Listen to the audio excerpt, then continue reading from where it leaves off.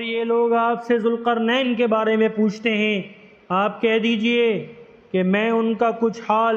تمہیں پڑھ کر سناتا ہوں۔ واقعہ یہ ہے کہ ہم نے ان کو زمین میں اقتدار بخشا تھا اور انہیں ہر کام کے وسائل عطا کیے تھے، جس کے نتیجے میں وہ ایک راستے کے پیچھے چل پڑے، یہاں تک کہ جب وہ سورج ڈوبنے کی جگہ پہنچے تو انہیں دکھائی دیا کہ وہ ایک دلدل جیسے سیاہ چشمے میں ڈوب رہا ہے، اور وہاں انہیں ایک قوم ملی۔ ہم نے ان سے کہا، اے ذوالقرنین، تمہارے پاس دو راستے ہیں، یا تو ان لوگوں کو سزا دو یا پھر ان کے معاملے میں اچھا رویہ اختیار کرو۔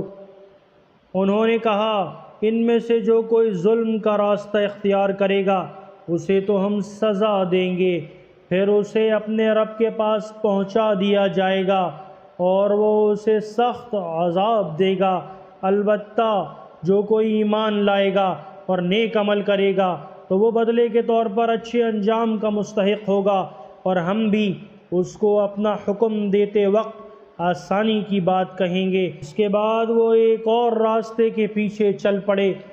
یہاں تک کہ جب وہ سورج کے طلوع ہونے کی جگہ پہنچے تو انہوں نے دیکھا کہ وہ ایک ایسی قوم پر طلوع ہو رہا ہے جسے ہم نے اس کی دھوپ سے بچنے کے لیے کوئی اوٹ مہیا نہیں کی تھی۔ واقعہ اسی طرح ہوا،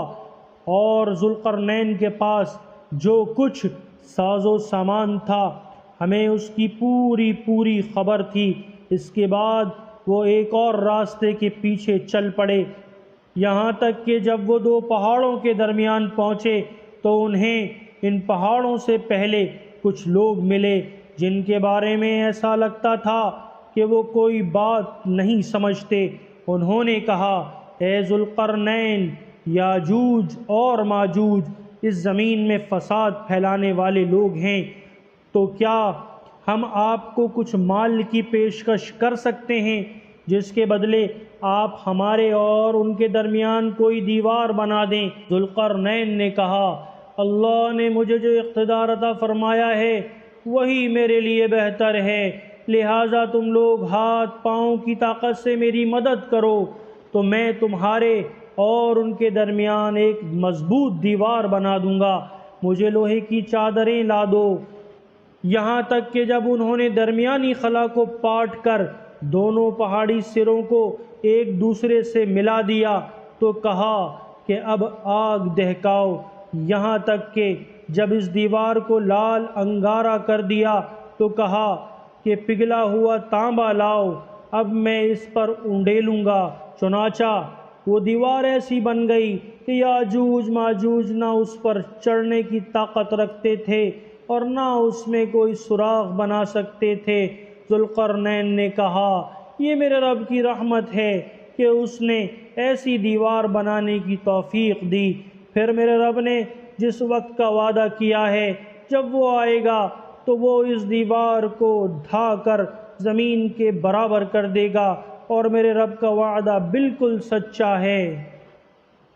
اور اس دن ہم ان کی یہ حالت کر دیں گے کہ وہ موجوں کی طرح ایک دوسرے سے ٹکرا رہے ہوں گے، اور سور پھونکا جائے گا تو ہم سب کو ایک ساتھ جمع کر لیں گے، اور اس دن ہم دوزخ کو ان کافروں کے سامنے کھلی آنکھوں سے لے آئیں گے جن کی آنکھوں پر دنیا میں میری نصیحت کی طرف سے پردہ پڑا ہوا تھا اور جو سننے کی صلاحیت نہیں رکھتے تھے۔ جن لوگوں نے کفر اپنا لیا ہے، کیا وہ پھر بھی یہ سمجھتے ہیں کہ مجھے چھوڑ کر میرے ہی بندوں کو اپنا رکھوالا بنا لیں گے؟ یقین رکھو کہ ہم نے ایسے کافروں کی مہمانی کے لیے دوزخ تیار کر رکھی ہے۔